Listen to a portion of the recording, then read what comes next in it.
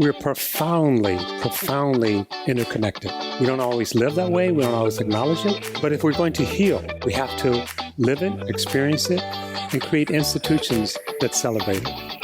Can we create a we where no one's on the outside of it? Welcome to the Uplift with Zedek, real talk for real change. Before we jump in, a quick reminder of why we're here and what we hope to achieve. We're here to build authentic community relationships and help fuel social transformation in Asheville, North Carolina. We believe collective liberation is not only possible, but probable as we share, listen, and learn together. We're here for the process. However, the views and opinions expressed in this program are those of the speakers and do not necessarily reflect the views or positions of any entities they represent.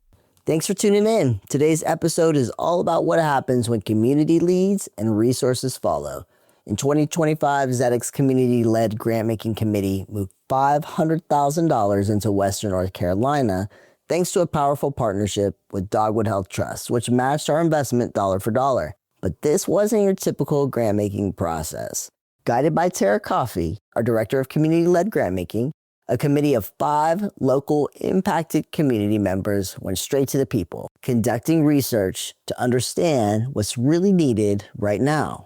And what came back was clear. Folks are craving connection, support, and spaces that help move beyond survival mode. From that, 2 priorities emerged: community events and community resource hubs. And today, we're highlighting the 4 initiatives bringing that vision to life.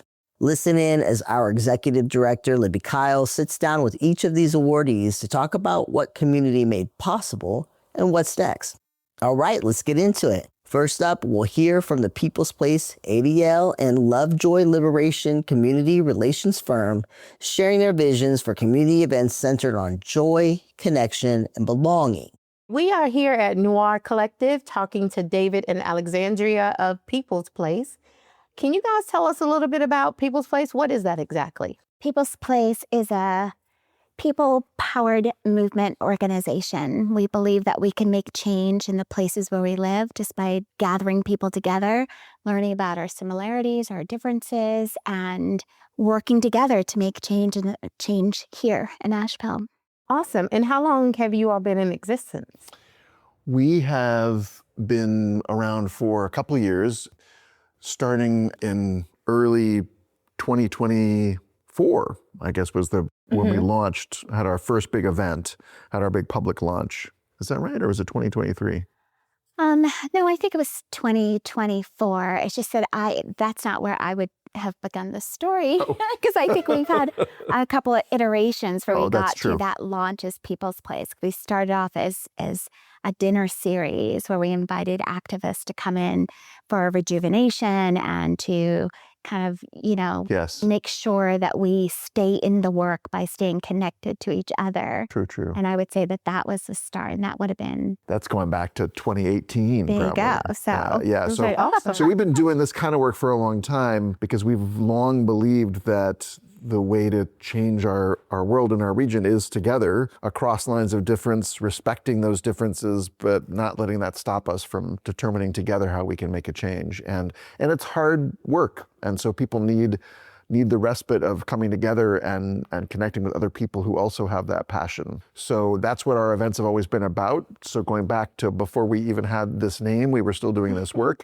but we had this vision that going back a few years that there should be a place in Asheville that is dedicated to this work. And we are still looking for that permanent place. But meanwhile, we make the People's Place wherever we happen to be. So we do events to bring people together in a variety of venues. And we had one in the first quarter that was our first iteration of the work that Zedek granted to us. So I'm going to back up a little bit so we can talk about that part. In November of 2025, you all were granted through Zedek's community-led grant making. Can you tell us what you were granted for and then go into that first event? Totally. So the project that we pitched, that we were very excited that the Zedek Community Grant-led process granted to us, was to do regular quarterly dinners where we brought people together across different lines of difference to have these conversations over a meal about how we continue to transform our region in the direction of more inclusivity and justice. We wanted to be able to expand those. We wanted to add a youth component, and so we were excited. We asked for the funding to be able to do them quarterly for the next few years, and we're excited to get the approval of the deciders on that. And so we had our first one a couple of months ago at Grace Covenant Church, and we had about 50, maybe 60 participants. Yep. Who showed up, and we did a relational kind of dinner. So there was a conversation David led with 4 different nonprofits in the area, and they talked about how they got into the work that they are in. And this focus was about housing and what's happening in housing in Asheville. And the others got to participate by answering questions and doing a quiz. But we had a meal together and were able to get into conversations. And the point was not just talk about housing, but to give the people in the audience an opportunity to know who's doing the work and to learn how they could be involved. And I think also our dinners we always want to lift up important work that's happening. We want to get people action steps, but we also want to make it an opportunity for reflection and dialogue. And so the theme was the value of home, the importance of having a home. And so it was a way for everyone to reflect on, what does home mean to you? Where in your lifetime have you felt at home? What do you imagine needs to be there for you to feel that you're at home somewhere? That was the conversations we wanted to generate. And then we wanted to tie that to the issue of housing and access to housing, and lifting up the important work people do to give access to more housing to people. And we had guests from Grace Covenant. We had Marcia Mount Shoup speaking on behalf of Grace Covenant, which is doing a lot of important work around rental assistance to keep people housed, and also has an amazing vision for how to build affordable housing on their campus.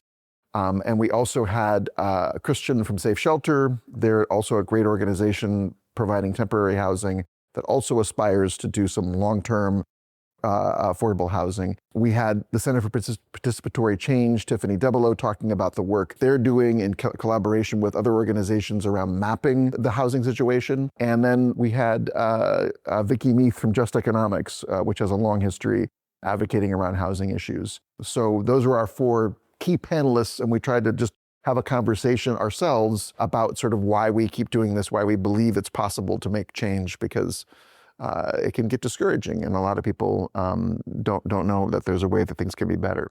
You use the word panelists, and I think it's a fine word, but I don't think it accurately describes what happened that evening, right? Yeah. So there's a relational piece that you've introduced to our community where we are truly in conversation with one another. And what happened during that dinner was that it was more like a fishbowl. So those folks were in conversation with each other, sharing their own stories about their value of home and what that looks like.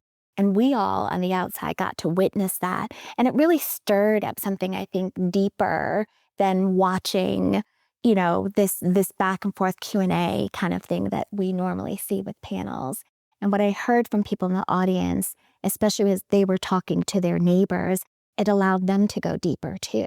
And to share things they didn't know that they had inside of them. And these collaborations started happening within that dinner, within the audience. And I think it was really brilliant.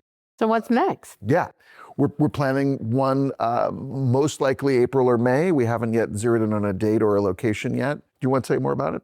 No, actually, I was thinking about Michael Hayes and Umoja as a youth component. I think that's the piece I'm looking most forward to. Yes. We said it's something we wanted to do. And what does it look like to have youth involved in this process of visioning a future, but also understanding what are the issues that they're going to be facing in just a few years. And for some of them, what are the issues that they're facing right now? So the youth component will allow the youth to interview some of the adults.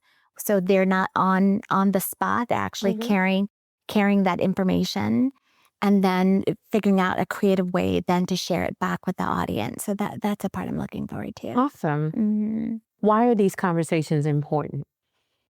I think people are having these conversations anyway. They're having them in pockets, right? And in silos, as Dwayne would say. And I think what's important about these conversations is that we're bringing all of those micro conversations together in one place so we can actually activate change.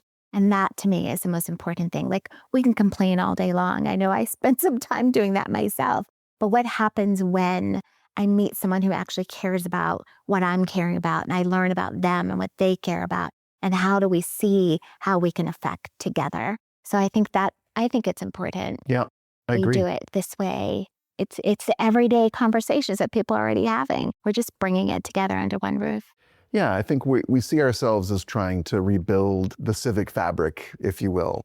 We really want to create space for coming together to talk about and to care about what we share in common, including this place that we all live, and how do we make it a place that works for everybody. That's really our larger mission. Last question. Where can people stay abreast of these events and get more information? Mostly on the website. So peoplesplaceavl.com.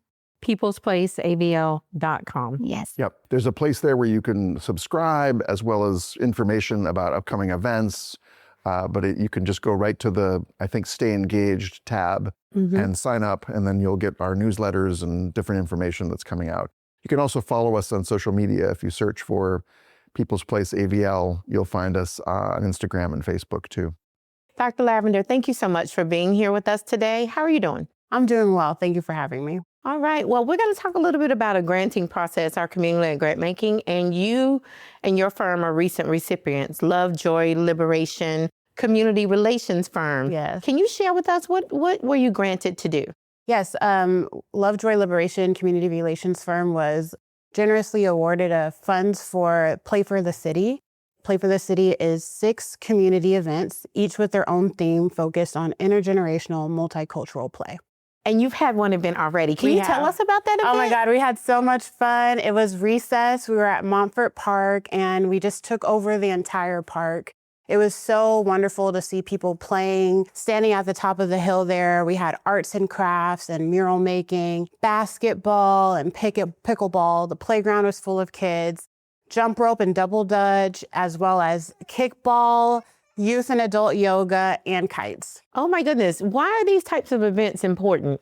Oh, I mean, there's so many reasons why play itself is important. It inspires joy and creativity. You know, being with community is so powerful. But as I've been planning and talking to folks, something that's just become so clear to me when I tell young folks about the project, like elementary school kids, they go, adults don't play. And it has crystallized something in me that it isn't just about young folks coming to play or multicultural communities coming together. We need to be in a community where folks know that joy doesn't stop when you get older, and that young folks need to see adults playing. And more importantly, there are games that we are at risk of losing by adults not playing. Like, I was so surprised to see that some elementary age kids here had never played kickball. And and I was out there trying to teach double dutch. Meanwhile, I'm a rope turner. I don't know how to double dutch. And folks hadn't jump roped. And these are large group games that you need a lot of people to play kickball. So if you don't have this big community, maybe you've never played outside of the schoolyard. And if you don't have the 2 double dutch ropes and no one's ever taught you, like, we're literally losing games. And so I think it's important for us to see our place in community as a part of play. And not just like social justice or protesting, but play as a human right and play as something that connects all living beings on this planet. Like rest is resistance, so is play. Absolutely. And I would say, especially in this moment where folks are teetering on the edge of despair, it is very important to resist that in community by having fun with your neighbor, by having fun with people that you might not know and be connected to. And creating that with each other. This is actually the beloved community.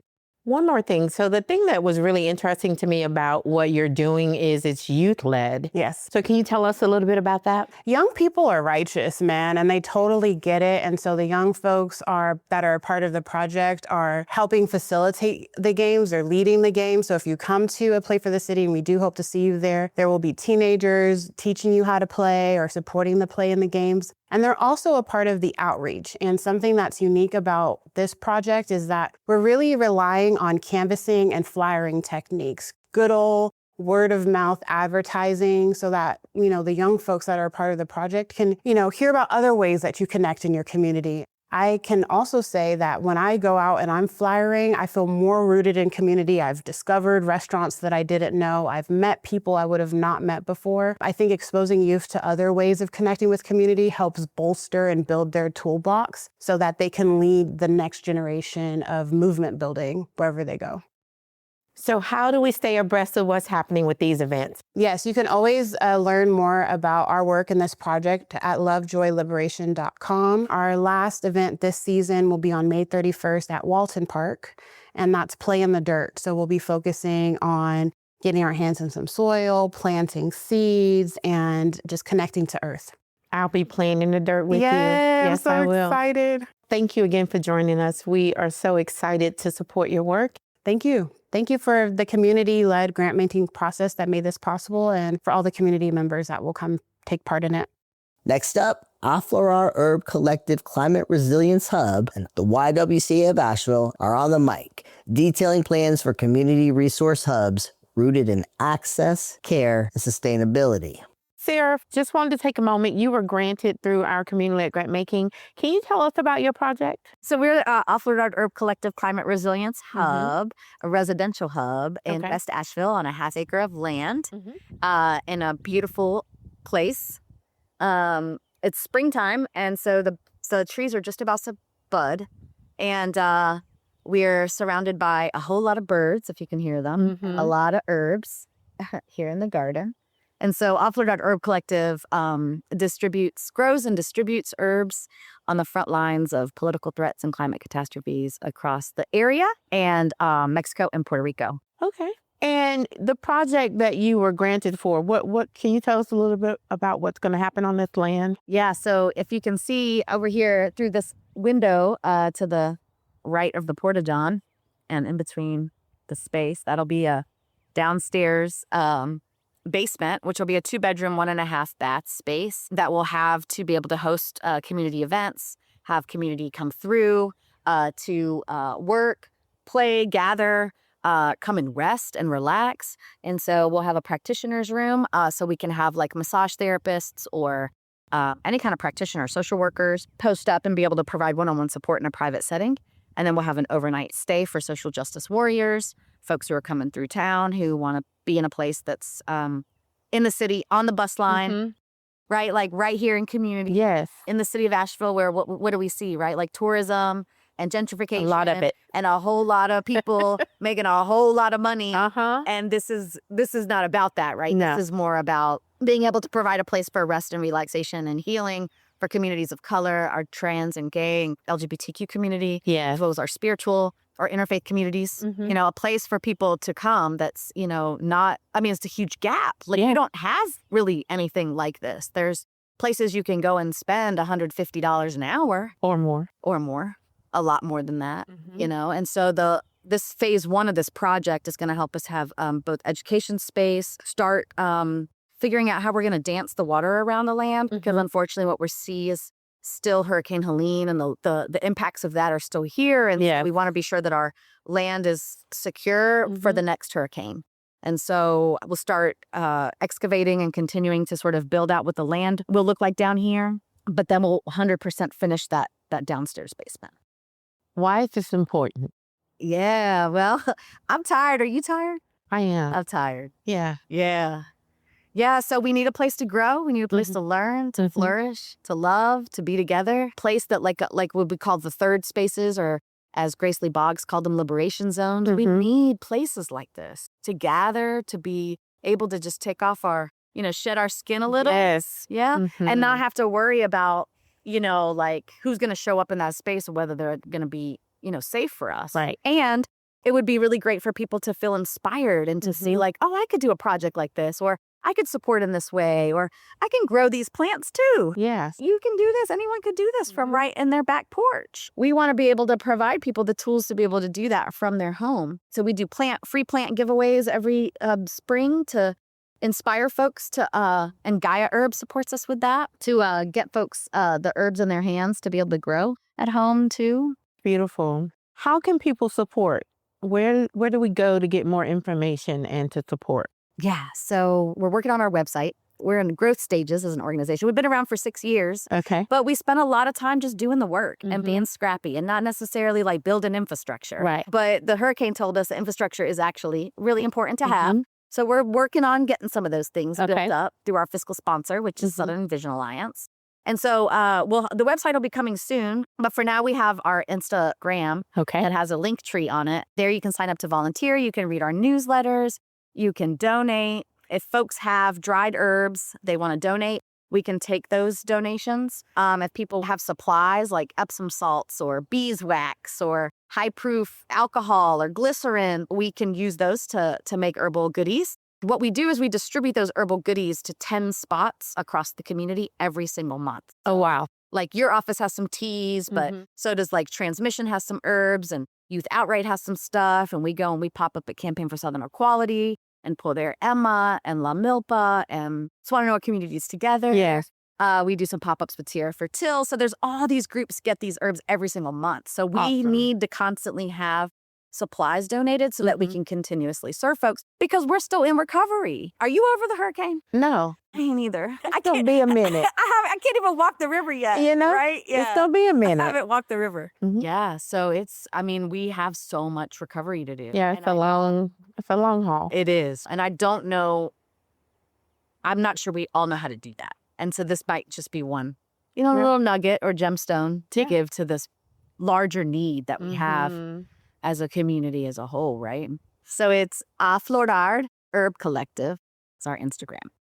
You have any event coming up? Anything like that? The spring, we're doing May. We're giving our free plants away. And that's a good way for people to come and meet you all and learn a little bit more. That's right, May 16th. So folks can join us on May 16th at Southside Community Garden for our herb plant giveaway. Come pick up free herbs. We'll have about probably 15 to 20 different herbs folks can get, from yarrow to chamomile, tulsi, parsley. Pick up for free at Southside, May 16th, 10 to 4. Thank you. This is beautiful. Thank you so much. It's so much labor, but I have so much fun doing it. Diana, thank you so much for being here today. We're so excited to have this conversation. Can you tell us who you are and what organization you're with?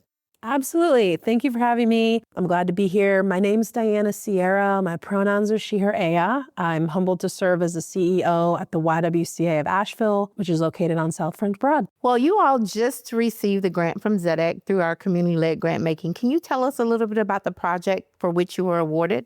Absolutely. We're so thrilled to receive the support that we're getting from ZEDEC, specifically from the community grant-led making process. Our grant is unique in that it's actually supports a couple of different projects. The biggest item it supports is an all-gender locker room, which is a part of our pool renovation. This project will be really kind of the first of its kind in our community in that it'll be an all-gender locker room space with 6 individual pods centered around a locker space and changing area. It'll be a space where anyone can go and access, but it'll be particularly a special way for us to live into our values with gender inclusivity and creating spaces for trans and non-binary folks to work out and feel secure in doing so. The other part of the grant is leaning more into being a community hub. So we're rolling out a computer lab in our women's empowerment space, allowing for digital access and resources on site for folks to access the internet and seek out job opportunities and access educational programming through our computer lab. And we're also going to be doing a variety of community events that really center BIPOC and LGBTQIA communities. Thank you so much. I'm so glad to hear all that because one of the questions I wanted to ask, the YWCA is a community hub. So why are these changes that you're making important to support that effort of being a community hub? The reason why these endeavors are so important is the last kind of part of the funding also includes us increasing our security at our front desk and throughout our campus. We're in a time where our mission is under attack. Our mission is to eliminate racism, empower women, and promote peace, justice, freedom, and dignity for all. And there are folks that are in our community that are not about that. And so creating spaces that are affirming, that are welcoming, that allow for all community members to be seen, to feel secure as they're working out or accessing childcare or seeking other economic advancement opportunities that we offer is important. So creating safe physically safe spaces, spaces that are prepared for in the event that if law enforcement or ICE or any other entities might come to our building, that we're prepared for that. That we have protocols and processes that allow them to then kind of know that they can have fun and they can lean into building relationships and connections and joy and seeking a space where they can, pursue their own thriving. That's why it's so important. That just made my heart smile. Thank you so much for that. Can you share where you all are in terms of your renovations and what's your timeline for when you think all the pieces will be flowing together? Absolutely. So all of the funded scope of the project for our security improvements have already been completed. We've added updated panic buttons at the front desk. We've treated all of our front windows with shatterproof film so no one can just go up and shatter it and break in. And we've added fob doors to our childcare wings so not just anyone can walk into those wings. They need to have the proper badge access in order to access their children in that space. The other part of the project is related to our pool renovation. So we are on track to start demolition this summer. This has been 2.5 years in the making. We have to raise $3.5 million for this project. It's a comprehensive project with the pool and the all-gender locker room, but we are on track to have the pool reopen by first quarter of 2027. We are really excited about the all-gender locker room space because that's going to be the one locker room space that you can actually access from the pool deck. And the pool renovation will allow for better ADA compliance, better sustainability, so improving our solar use and reducing our utility costs. And we're actually going to be adding additional pool deck space so we can have what they call dry land classes before kids get into the actual water, and a spectator area with bleachers because we're going to be rolling out a swim team. A pretty non-competitive entry-level swim team for 5th, 6th, 7th, and 8th graders so that when they go on to high school, they're ready to compete and pursue their swimming. That is so awesome. I'm so excited about all those things. What do we need to go? What do we need to do to stay on top of the progress and what's happening with YWCA? And if people just want to get more information or donate? Absolutely. Thank you so much for asking that. There's a couple different ways folks can stay connected. They can go to our website where we have an updated blog on our progress for the pool and all-gender locker room renovation. We have real-time photos. We do monthly updates. We also have some really beautiful archive information about the rich history of our pool. We were the first pool to integrate in all of Asheville. So this pool, especially being a deep water pool, has a lot of history that's especially important for our BIPOC community here. In addition, folks can join us for an Empower Hour. We offer a free walking tour of our building where we share impact stories. We serve a healthy lunch that's made from our very own nutrition team.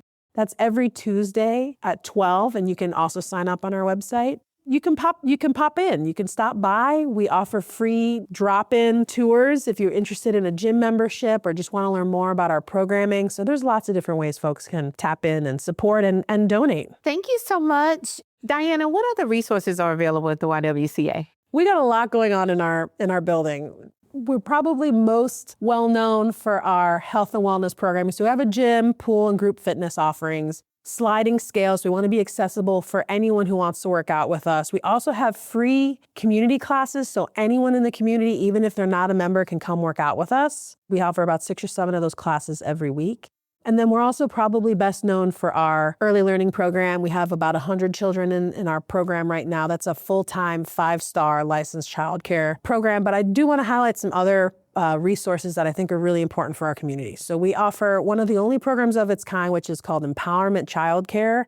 It offers up to 12 hours of free childcare for families who are getting on their feet, trying to seek employment, maybe seeking outpatient services or fleeing domestic violence, just anything that would warrant needing a safe and nurturing environment to bring your child while you try to advance yourself as a family. We also have a robust women's empowerment department. We have a Getting Ahead program, which offers financial literacy for low-income women and offers a 1.5 years of case management and support. We have Mother Love, which offers support and resources and case management for pregnant and parenting teens and young adults. We also have Light a Path, which is our newest program.